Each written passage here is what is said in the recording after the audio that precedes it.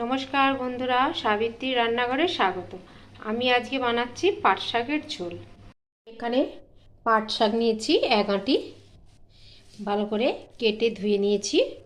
আমি একটু পাতা পাতা দেখে নিয়েছি, ডান্ডিগুলো নিইনি। চলো এবার রান্নাটা আমি শুরু করি। আমি কড়াই বসিয়ে দিয়েছি, দিয়ে দিচ্ছি সর্ষের তেল। এটা সর্ষের তেলেই ভালো হবে। 2 চামচের মতো সর্ষের তেল, একটু কালো জিরে, একটা শুকনো লঙ্কা, আর 6-8টা মতন রসুন থেতো করা।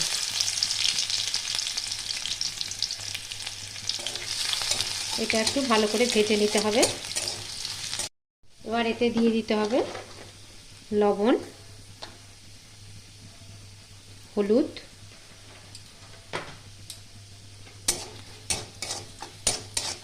একটু ভেজে নেব আমি। দিয়ে দেবো শাকগুলো।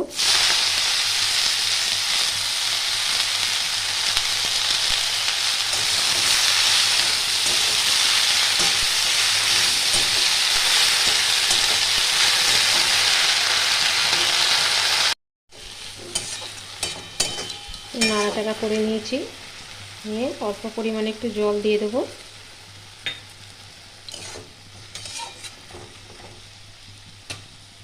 জল দিয়ে আমি ঢেকে দেবো 4 থেকে 5 মিনিটের জন্য।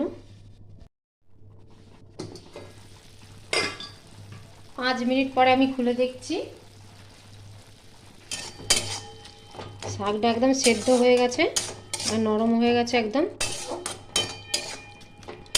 রান্নাটা আবার হয়ে গেছে, আমি এবার ঢেলে নেব। আর আমার ভিডিওটা ভালো লাগলে লাইক, শেয়ার, কমেন্ট, সাবস্ক্রাইব করতে ভুলবেন না। চলো দেখা হচ্ছে পরে রান্না নিয়ে। টাটা।